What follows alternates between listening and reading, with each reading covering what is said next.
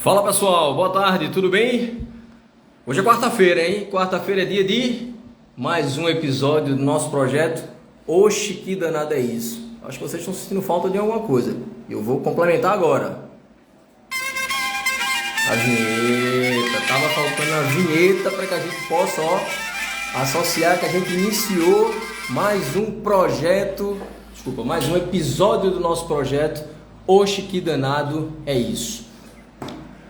Acredito que como vão ter pessoas novas hoje, eu vou explicar como é que funciona. O que é o projeto Oxe, que danado é isso? É o seguinte, é um projeto que a gente está desenvolvendo que visa conversar sobre assuntos que estão no momento, né? Mas que ainda causam muitas dúvidas para o grande público. Então a gente traz uma referência, um profissional especializado no assunto para que efetivamente ele possa nos ajudar a entender melhor aqueles temas ou aqueles conceitos que podem ainda gerar dúvidas. Hoje o tema, eu acredito que seja um dos mais sensacionais que a gente já trabalhou. A gente vai falar sobre planejamento societário e sucessório, com a perspectiva, com o intuito de descomplicar para você que está nos assistindo justamente as siglas, as operações, as terminologias que envolvem esse tema. E como eu disse, o foco é trazer um profissional que seja referência na área. E o profissional que a gente trouxe hoje, sem sombra de dúvida, é um dos mais gabaritados que efetivamente eu conheço para a gente tratar sobre esse assunto. Para apresentar eu vou colar, porque é tanta especialização, é tanta formação que eu vou ter que colar para não cometer a gafe de deixar de dizer alguma, certo? Então ele é formado em Direito pela FI, pela Faculdade Integrada do Recife, tem especialização em contratos societários, direito público, direito civil, direito empresarial e hoje é sócio de um dos maiores escritórios de advocacia do Recife, o Cossarte Mussalem. Então o nosso convidado é Dr. Francisco Cossarte, que eu vou pedir à produção para me ajudar agora para trazer ele para a gente, para essa nossa conversa e a gente começar esse bate-papo. Produção, por favor, me auxilia aí a gente incluir Francisco Cossarte nessa conversa. E ele é o convidado, é a pessoa que a gente tem que focar no sentido de resolver, esclarecer toda qualquer dúvida que a gente tenha. Produção 1, produção 2.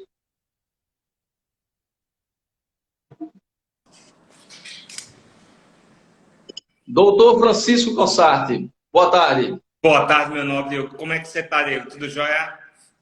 Sem sombra de dúvida, melhor agora na sua companhia para a gente tratar sobre esse assunto que causa ainda tantas dúvidas, mas que com certeza, ao final da nossa live, todas as dúvidas serão devidamente estarão, melhor dizendo, devidamente esclarecidas. Primeiramente, quero agradecer. Sei que você é uma pessoa corrida, tempo apertado, e queria agradecer a tua disponibilidade de participar conosco desse nosso projeto. Mais um episódio do nosso projeto. Oxe, que danado é isso? Para tratar de um tema que muitas vezes é negligenciado pelo empresariado brasileiro, mas que é um tema de extrema relevância, já que isso pode impactar a curto, médio e até longo prazo dentro daquilo que o empresário planejou para efetivamente fazer da sua empresa. Podemos começar? Podemos sim. Eu que agradeço aí o convite, tá?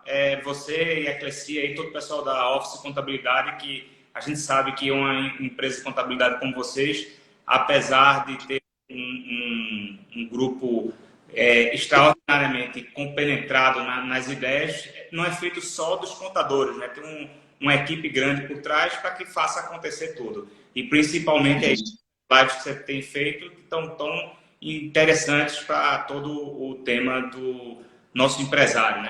O foco do direcionamento dessa live. Perfeito. Deixa eu fazer a primeira pergunta. A gente sabe que hoje ser empresário, ou seja, empreender no Brasil, é algo extremamente complexo. Haja vista que o nosso ambiente de negócios não é dos mais favoráveis, em virtude de uma série de variáveis que a gente pode citar aqui, como, por exemplo, a burocracia, o imposto, a falta do incentivo governamental em relação a alguns segmentos. E dito isso, na tua visão, qual a importância do empresariado brasileiro dar uma atenção maior ao planejamento sucessório e societário, no momento da colocar em prática aquilo que ele pensou, para evitar problemas no transcorrer do processo, já que esse ambiente é tão hostil, digamos assim. É um tema extremamente importante. Se a gente tivesse que resumir numa palavra, eu diria que o empresário brasileiro ele tem que ser resiliente. Né? Não é simples você ser empresário no Brasil. A gente está tratando aí de um organograma de assuntos a ser feito pelo empresário antes de se propor a empresariar, né? A não estar trabalhando de maneira informal. E para você empresariar no Brasil, você passa por uma série de normas. O Brasil hoje edita mais de 5 milhões de normas por ano. A gente tem aí uma das piores, dos piores arcabouços jurídicos para que o empresário possa se submeter. Então é impossível um empresário hoje conseguir entrar no mercado sem uma assessoria, sem estar bem com um planejamento organizado e de forma com a contabilidade em dia. Porque você imagina, 5 milhões de normas. Nenhum profissional, nenhum contador, nenhum advogado consegue dar conta disso tudo. Então, você imagina para o empresário que já vem de uma necessidade, muitos empresários no Brasil, a gente hoje tem uma grande maioria, são as pequenas e médias empresas. Os grandes empresários, eles conseguem ter um arcabouço jurídico que podem suplementar essa necessidade de adequação às normas e aos momentos necessários para essa atividade, né? Porque fora todo isso, veja, isso a gente está falando antes da necessidade básica que é empresarial. Estou falando de cumprimento das normas de um Estado, e cada Estado ele vem numa crescente implementação, ao invés de a gente está indo na contramão da necessidade jurídica, né? O nosso ordenamento jurídico, a segurança jurídica que a gente pode dar para o empresário, ela é extremamente complexa. Então, esse planejamento inicial é muito complexo para que os empresários consigam se inserir no mercado. E toda essa dificuldade para se abrir, né, uma empresa, para você poder fazer parte do mundo jurídico de forma correta e não se enquadrar numa ilegalidade, a gente tem um dos piores, hoje nós estamos um dos piores países do mundo para se empresariar. A CNE fez uma pesquisa, acredito que ano passado, ou ano retrasado, com esse negócio de pandemia, que fica um pouco perdido, mas dentre os países analisados, o Brasil é o pior em segurança jurídica. Então, esse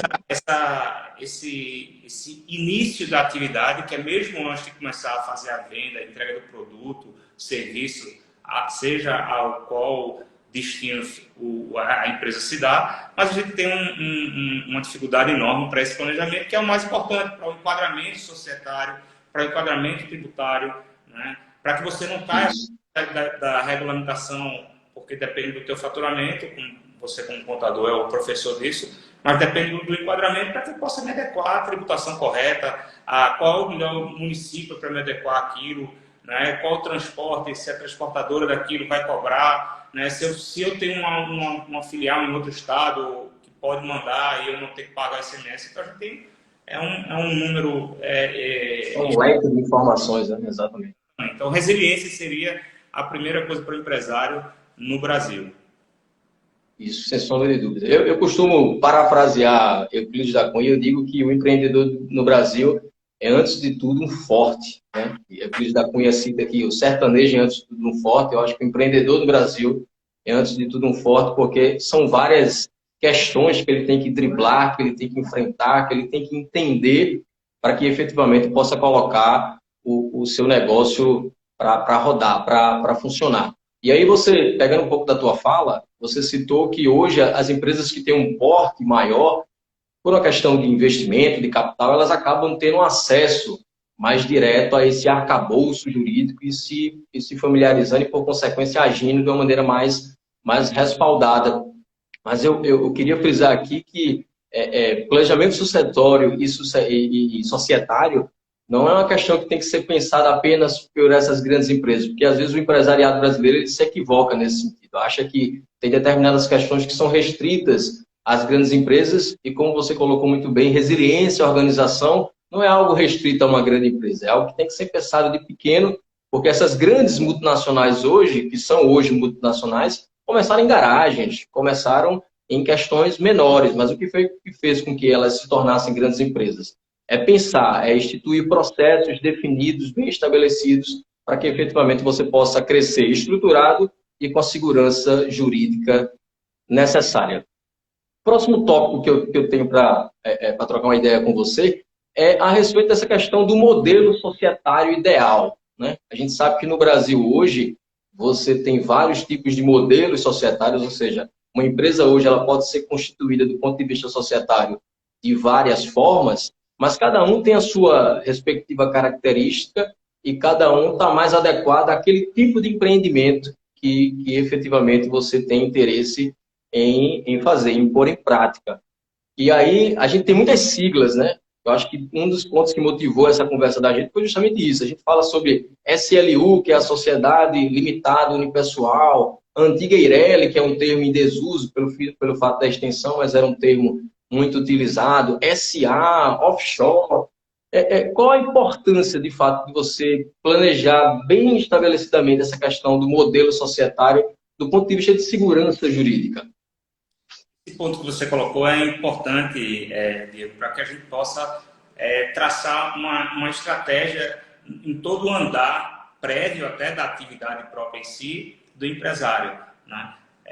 Quando o empresário ele decide desenvolver sua atividade de forma organizada, como a lei diz, né? E aqui eu não vou trazer conceitos do Código Civil, etc., porque não é o foco, mas o importante é esse enquadramento ao que você vai dar. Primeiro, você tem que tomar um cuidado com a questão tributária. O primeiro ponto que você tem que dar é qual a atividade que eu vou desenvolver. Nessa atividade, ela cabe eu estar numa SLU, ela cabe eu estar numa Eireli, ela cabe a minha limitada, ou eu vou precisar partir para algo mais complexo e já sair, não estar no simples e para já estar no lucro presumido, ou até uma SA, de acordo com a necessidade da atividade a ser desenvolvida. Então, esse é o primeiro ponto. Qual tipo de sociedade eu preciso constituir? Porque muitas vezes a gente vê no passado, e aí por erro, não especificamente da própria parte, porque às vezes o empresário é completamente leigo. Como você falou, eu tenho as profissionais que começaram na garagem, mas se ela desde o início ela tinha uma assessoria que poderia dar o caminho adequado ao segmento a que ela presta, serviço ou entrega o produto, ela vai ter menos impacto em problemas futuros. Porque, lembre-se, a sociedade, é muito importante que a gente frise isso, uma sociedade, ela nasce, cresce e morre. Todas as sociedades cumprem esse ciclo. Ela vai morrer, não necessariamente no fechamento, mas ela vai morrer porque vai haver uma fusão, uma aquisição e etc. E se eu tenho uma sociedade a qual eu não posso cumprir esses ciclos, ou eu não quero cumprir esses ciclos, eu vou ter uma dificuldade lá na frente. Então, o tipo societário é a primeira, é a base de onde vai entrar o teu planejamento sucessório, que aí é a tributação. Eu vou ter que ter como eu vou fazer também para essa morte, entre aspas, né? Eu vou fazer para essa sucessão, ela vai ser incorporada, ela vai ser cindida, como é que vai se dar o tratamento da continuidade no decorrer da minha atividade, para que eu possa pensar, inclusive, na sucessão. E essa sucessão, ela vai se dar ou pelo falecimento do fundador, né? Então ele tem que fazer o planejamento, porque as sociedades, elas não, por mais que elas tenham esse ciclo de nascimento, crescimento e morte, o fundador dela, ele tem que pensar a morte no sentido da fusão ou da aquisição, ele tem que pensar ela na longevidade. Você vê aí a Caixa Econômica, você vê aí empresas que têm 150 anos, mas ao longo do tempo ela foi havendo a mutação, a modernização e a nova estrutura societária. E nessa sucessão, que pode ser o fechamento ou a continuidade para um outro ambiente societário, de qual a proteção que eu faço para aquela equipe que iniciou as atividades. Então, eu tenho... E é muito difícil, imagina, para o empresário que está começando na garagem, como você citou aí, de uma grande empresa até que começou assim, várias grandes empresas. Então, nessa garagem, você imagina aquele cara, se ele não estiver bem assessorado o quanto de problema ele pode encontrar lá na frente. Então, quantas empresas tiveram que fechar as portas porque fizeram planejamento tributário errado? E aí, levaram uma multa, um auto de infração que veio a trazer um prejuízo de uma monta financeira tão alta que essa falta de enquadramento correto impossibilitou a continuidade da empresa. Então, eu daria esses 3 pilares, que é a tributação, a sucessão e a proteção de todo o patrimônio. Eu acho que são os mais importantes. E a tributação, sendo a primeira e a base, que ela vai dar a continuidade correta. Porque se eu estou no enquadramento ideal para a minha atividade, eu vou ter um maior dispêndio. E hoje a gente sabe que o Brasil tem uma dificuldade enorme de você fazer enquadramento, porque você tem o tributo municipal, o estadual, o federal, e aí faz você pode ter uma penalidade pelo Estado muito grande. Apesar das pessoas dizerem que o Brasil é o Estado que mais se paga imposto, não é bem verdade. O Brasil, para o empresário, na questão de tributação, não é um dos piores dos Estados Unidos. Ele é um dos piores estados em segurança jurídica, porque você começa o dia com um tipo de tributação e acaba com ele diferente. Eu tive um professor na graduação que disse isso. Bom, até ontem, ele dizia assim, até ontem a norma era essa. Hoje eu já não posso dizer que eu não tive tempo de olhar. Já não é mais. Então, assim, não é mais. Então, isso é muito importante, que a gente consiga passar para o empresário e dar essa segurança para que ele continue desenvolvendo a sua atividade sem os percalços nefastos de um auto de infração desagradável. Perfeito. Ainda dentro dessa questão da segurança jurídica, eu como contador, passo muito com os meus clientes quando eles querem abrir uma empresa, quanto às modalidades, ou seja, uma empresa individual, uma empresa limitada unipessoal, uma sociedade anônima. E uma das questões que eu mais bato do ponto de vista da segurança jurídica e patrimonial é que a empresa individual, diferentemente das outras modalidades de empresa, ela, do ponto de vista legal, ela não é considerada uma pessoa jurídica. Ou seja, é uma pessoa natural que foi equiparada e que exercem atividades. E que muitas vezes isso pode gerar uma confusão entre patrimônio da pessoa física e o patrimônio da pessoa jurídica do ponto de vista de responsabilidades. Procede essa linha de pensamento jurídico, de fato, o entendimento que a lei tem em relação às empresas individuais é este, ou seja, é uma pessoa natural e não uma pessoa jurídica que não tem essa separação entre patrimônio físico e patrimônio jurídico? Isso é um grande equívoco da decisão, principalmente dos magistrados. Quando a gente tinha a sociedade unipessoal, onde o patrimônio do empresário ele era solidário ao da sociedade.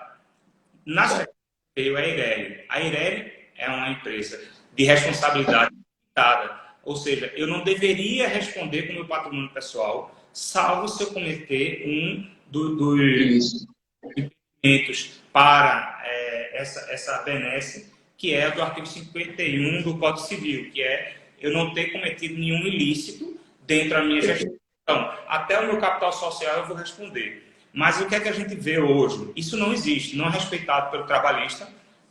No trabalhista não importa, você é sócio da empresa, ele não quer saber se você tinha uma empresa limitada, uma sociedade anônima, não. Ele vai no patrimônio, mesmo que não haja, mesmo que o sócio não tenha cometido nenhum crime.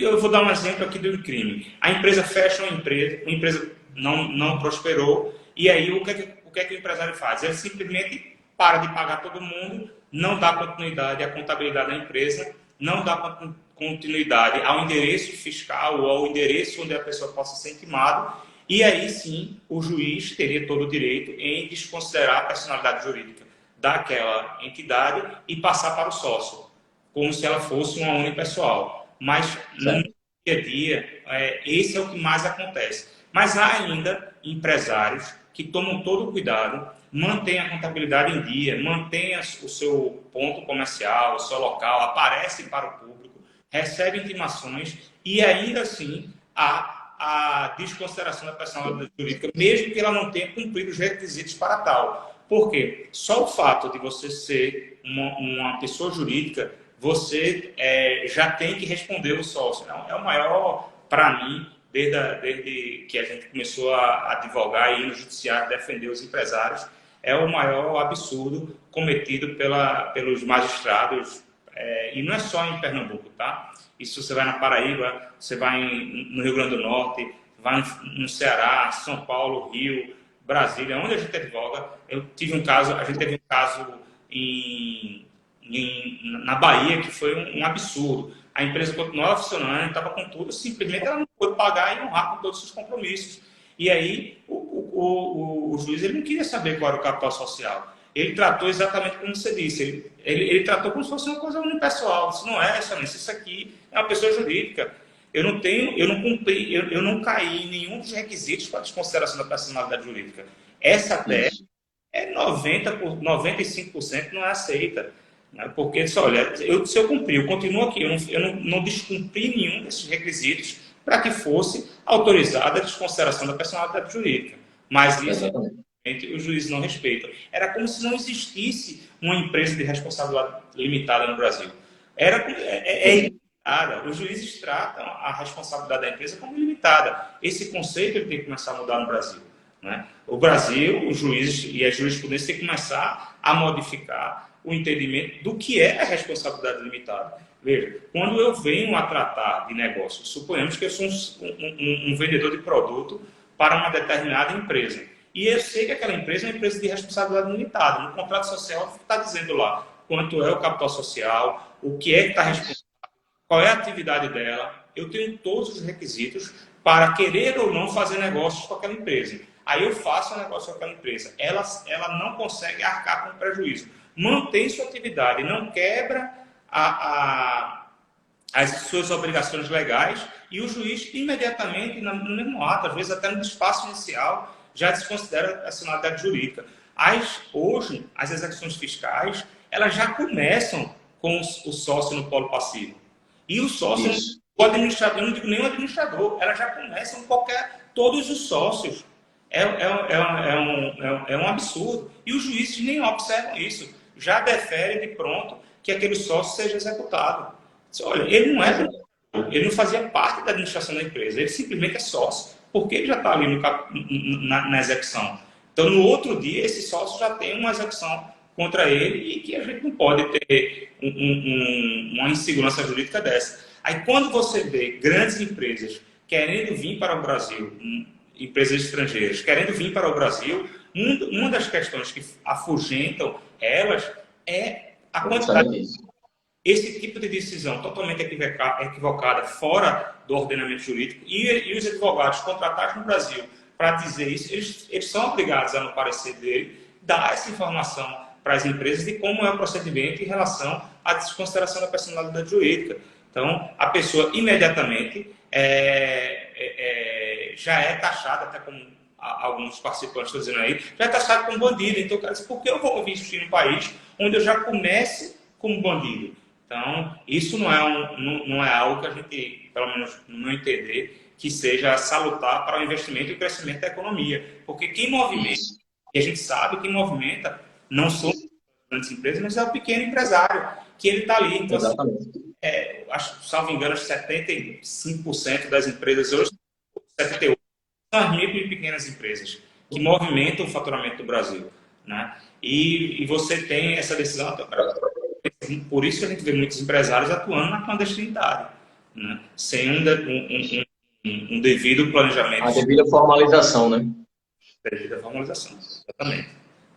Não, essa sua fala é perfeita e ela reforça a nossa abordagem inicial, de que, de fato, um dos pontos que deixa o ambiente de negócios do Brasil desfavorável para investimentos estrangeiros é essa questão da insegurança jurídica, quando você tem uma lei que determina que se faça de uma forma, mas que determinados magistrados acabam entendendo aquilo, interpretando aquilo de maneira equivocada, e o empresariado, o sócio, o administrador, acaba sendo colocado no polo passivo, e isso compromete o funcionamento da empresa ou a vontade de empreender no Brasil. Eu queria pontuar só uma questão. A Eireli, ela foi extinta. Né? Hoje a gente não tem mais essa figura da Eireli. Agora, acho que foi em agosto de 2021, para ser mais preciso, foi feita uma legislação que extinguiu a Eireli. Então, as empresas que eram, ou que foram constituídas, melhor dizendo, na ideia da Eireli, elas serão transformadas automaticamente em sociedades limitadas unipessoal, caso não haja manifestação contrária por parte do sócio, né, do representante legal. Isso vai ocorrer de maneira automática e, dali em diante, novas empresas não puderam ser constituídas dentro dessa perspectiva da Eireli. Limitada, universal, é limitada. A responsabilidade é limitada. É isso. Perfeito. O principal aí desse ponto no planejamento. Esse planejamento que a gente faz, ele visa minimizar isso, mas os juízes esquecem esse nome limitado. Talvez na formação para juiz, o nome limitada seja excluído, né? Eles prezem, porque o juiz tem que entender, e aí agora uma crítica a alguns amigos até, é que o juiz ele tem que ser um pouco imparcial. Ele não pode aplicar e dizer, não, aquele bandido, como uma pessoa colocou aqui, aquele bandido daquele empresário, ele é culpado. Eu já ouvi isso até de colegas que trabalham no público, né? Não na defensoria, mas em alguns órgãos públicos, e dizendo isso. Ah, não, aquele empresário ali é um bandido. É sempre assim. Você já é taxado como peça. Você, a gente não pode ser, a advocacia não é taxada como empresário, mas, de certa forma, a gente tem que ter essa resiliência. A gente tem que ser um cidadão forte para manter a atividade da gente. E no momento em que você já está ali, você já é taxado como um ilimitado bandido, né? Então, assim, mudança, veja, pode perguntar, eu garanto, se você perguntar, 90% dos seus clientes vão dizer, a Eireli foi extinta, agora é a sociedade limitada unipessoal. Pode perguntar, assim, não tem como ele acompanhar isso.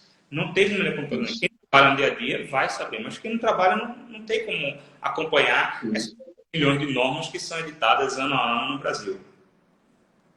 Perfeito. E dentro dessa questão do ambiente de negócio hostil que o Brasil apresenta hoje, isso leva muitas empresas brasileiras a investir em outros países. E a gente tem ouvido ultimamente nos noticiários, né, muito termo offshore, né? Na grande maioria das vezes associada a questões ilícitas, como você colocou muito bem ainda, há aquela questão do pré-julgamento, né, que você já acha que efetivamente tudo que está associado àquilo ali vai estar associado a alguma coisa ilícita. Mas explica para a gente o que efetivamente é uma offshore. É um modelo de negócio, é uma forma de operar? O que é que leva uma pessoa a optar por trabalhar dentro dessa perspectiva? Quando a gente, no planejamento societário, e como você tinha colocado até alguns instantes atrás, eu posso partir de uma sociedade limitada unipessoal, onde eu vou desenvolver a minha atividade, ter uma multinacional, onde todo o capital está pulverizado, inclusive na Bolsa de Valores. Então, tem as empresas que estão sediadas no Brasil com sócios, pessoas físicas ou pessoa jurídica. A offshore, geralmente, ela é uma empresa, tá? Uma companhia, uma sociedade anônima que está num país que ele não cobra tributação pelo desenvolvimento daquela atividade, tá? E aí você tem vários níveis dessa offshore. Ela pode estar num país que tem relações com o Brasil, o que é muito importante. Quando o empresário diz, mas por que eu vou constituir um offshore? Aí a offshore, ela pode ser constituída justamente para isso, para o planejamento tributário. E às vezes o Brasil tem uma empresa que trabalha com importação e exportação. Então ela precisa ter uma empresa que envie dinheiro para fora de uma forma mais econômica. Então é a primeira coisa. Então eu vou cuidar da tributação dessa empresa, colocando que o sócio da empresa nacional, que aí não vai estar mais no Simples, claro, né, porque vai ser uma outra empresa, ela vai estar num paraíso fiscal, que é como a gente vive. Qual é o problema? Quando a gente fala paraíso fiscal, a grande massa já pensa, não, a paraíso fiscal tem uma coisa ilegal, né? Porque muita gente utilizou paraíso fiscal para fugir com o seu dinheiro, digamos assim, quero fugir com o meu dinheiro do Brasil. E aí, por que eu fujo do Brasil com o meu dinheiro? Aí eu vou usar esse organograma societário para proteger o meu patrimônio. Então, muitas pessoas usaram isso, políticos usaram isso de forma nefasta. Só que, como por ser um sistema muito mais refinado e caro, ela é utilizada por uma gama de empresas maiores. Mas a offshore, maior, exato. Para deter patrimônio, geralmente essas offshores elas não têm atividade econômica, elas estão num país que tem essa relação com o Brasil. E aí, se você quer fazer de forma nefasta, você vai para um país que não tem relação com o Brasil, que são poucos, para colocar lá para que seu patrimônio não seja atingido. Então, o termo offshore ele vai ser muito mais utilizado agora, principalmente por conta da dinâmica e da facilidade de se abrir online. Antigamente, a pessoa para abrir offshore, ou ela tinha que ir lá ou tinha que mandar um representante. Hoje em dia você consegue abrir um offshore mandando procuração e atos constitutivos para o contador ou o teu advogado que vai te representar naquele país. Então, você diminuiu muito o custo, né, de você abrir um offshore. Você pode abrir um offshore onde você quiser. O termo offshore é que ela está fora dessa região onde está desenvolvendo a tua atividade. Então, você vai abrir no Panamá, em alguma ilha em Portugal, na Europa. Você tem países da Europa que estão e que fazem parte da zona do euro, né? Por exemplo, quando você quer fazer um investimento nos Estados Unidos, mesmo que você não tenha um grande vulto de investimento, é muito melhor você fazer um investimento lá via um offshore, porque ela não é tributada. Se você faz um investimento na tua pessoa física, veja, eu estou falando de investimento, dinheiro lícito, onde eu tenho da minha empresa aqui, ao invés de eu levar, fiz a distribuição de lucro, ao invés de eu levar o dinheiro para os Estados Unidos, eu levo para uma empresa que tenha investimento lá fora, porque o Brasil não tem tratado com os Estados Unidos para não ter bitributação. A Bélgica tem, por exemplo, para não ter bitributação. Então, se eu fizer um investimento lá na minha pessoa física, eu vou pagar a tributação lá nos Estados Unidos, que é altíssima. Se eu fizer um investimento da minha pessoa jurídica do Brasil lá nos Estados Unidos, quando esse dinheiro voltar para o Brasil, ele vai ser tributado novamente. Então, eu constituo um offshore em, sei lá, no Panamá, nas Ilhas Virgens Britânicas, qualquer lugar, em Hong Kong, em Malta, qualquer lugar do mundo. E essa empresa abre a conta nos Estados Unidos e faz o investimento. Por ser pessoa jurídica, ela não vai ser tributada, né? Então, se eu quiser fazer investimentos, até a utilização para investimentos exteriores é muito boa. Qual é o grande problema da offshore? É o preconceito. É aquele conceito prévio que diz que não tem coisa errada. Então, todos os bancos hoje, na sua análise do cliente, de quem é o seu cliente, né, que é o termo em inglês muito utilizado, mas assim, análise de quem é o seu cliente, quando você tem um offshore, dona da sociedade no Brasil, os bancos não querem trabalhar, não querem nem abrir conta, porque já levam para esse lado de que tem alguma coisa errada. Então, assim, a gente precisa evoluir a nossa mentalidade, saber que, apesar de estarmos aí com mais de 5 milhões de normas editadas anualmente, a parte de estruturação societária, ela pode e deve ser utilizada pelo empresário para ter uma melhor adequação com o tributo. Veja, não é não pagar o tributo, é fazer uma adequação. E aí, o simples fato da pessoa ter um offshore, chega no judiciário, o juiz já diz, não, condenado tem offshore. Nem foi ler o que era um offshore e já quer transformar ele num condenado.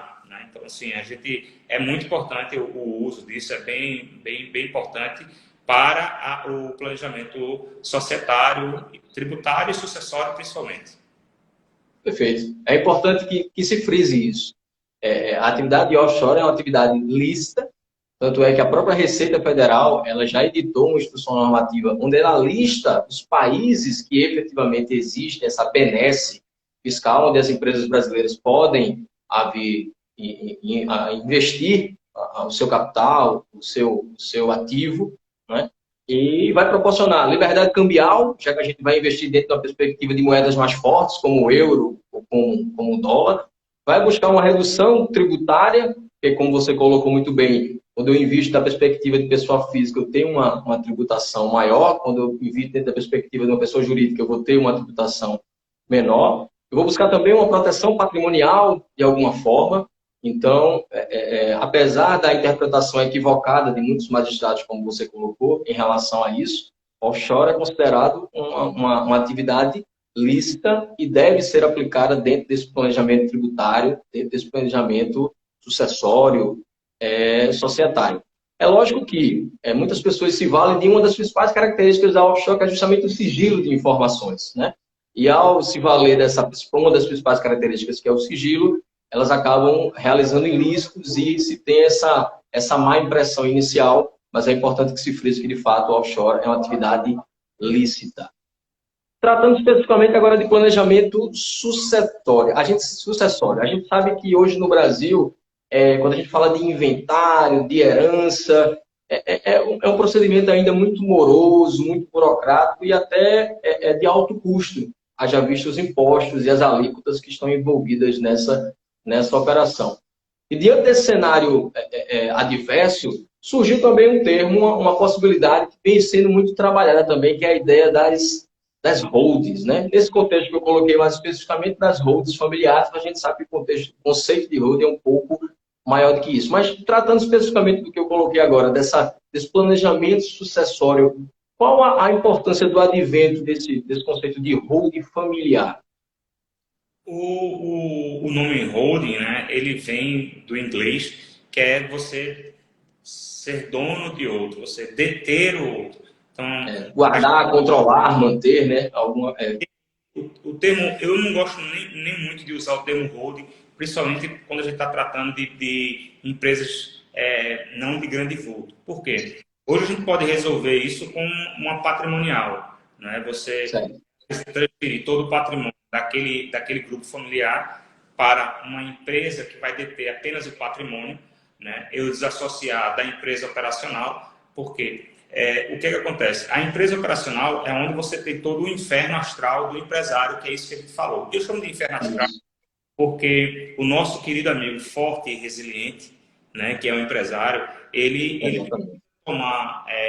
precisa tomar a decisão sem estar preocupado com o que isso vai acarretar para o futuro dele, né? E ele poder gerir o seu patrimônio de forma que esse patrimônio, veja, eu estou falando do patrimônio do sócio da pessoa física, eu não estou falando do patrimônio da sociedade.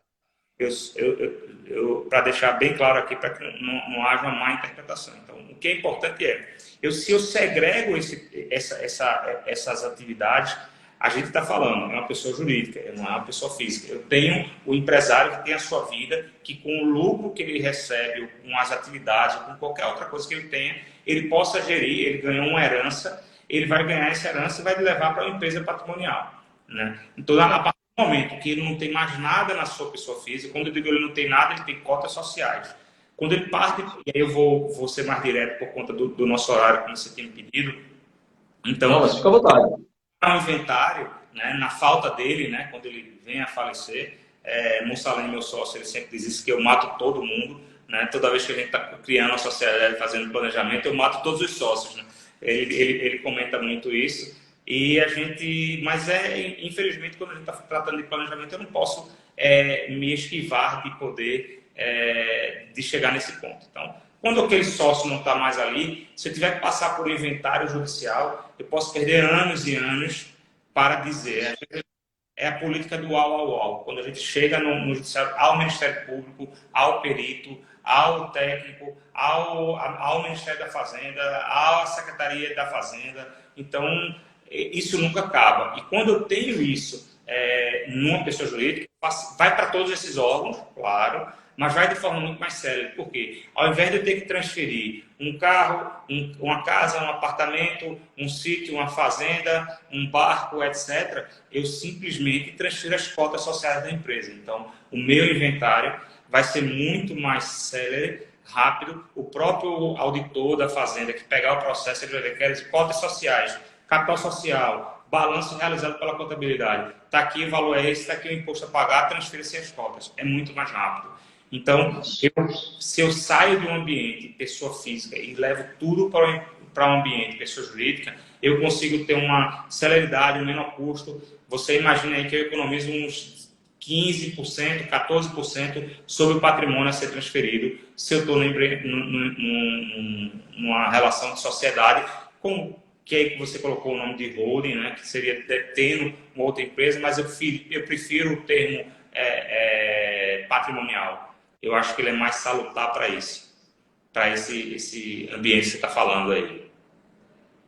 Certo, perfeito. Na verdade, assim, a gente usa o termo técnico, mas a tua explicação é mais esclarecedora da forma prática para entender o que é efetivamente uma road, ou seja, é vantagem, é ganho de tempo dentro da perspectiva burocrática, haja vista que o trâmite dos processos eles são muito mais céleres, ganho do ponto de vista tributário, haja vista que seja em relação à perspectiva de uma herança, uma road patrimonial, você tem uma tributação diferenciada, já que a gente está tratando da perspectiva de uma pessoa jurídica. Então, sem sombra de dúvidas, trabalhar a ideia de holding também dentro desse projeto do planejamento societário, sucessório e tributário é de extrema importância.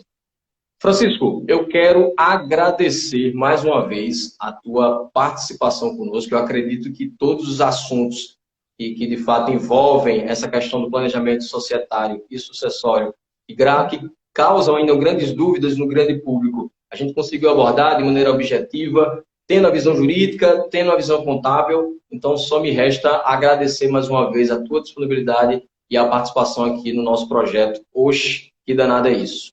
Oxe, menino, deixe disso. Eu que tenho que agradecer o seu convite aí. A gente tem essa possibilidade de trocar essas ideias aqui, ver a participação do pessoal. Isso é o que vale. Conte sempre comigo, tá, Diego? Perfeito. Então, eu que agradeço mesmo. Muito bom. E parabéns aí pelo teu trabalho aí, por essa iniciativa. Obrigado. E o nome hoje é sensacional para todos nós pernambucanos aqui. Isso é maravilhoso. Perfeito. Raiz. Valeu, meu amigo. Obrigado aí. Tchau, tchau. Um abraço. Participou também. Um abração. Tchau, tchau. Um abraço.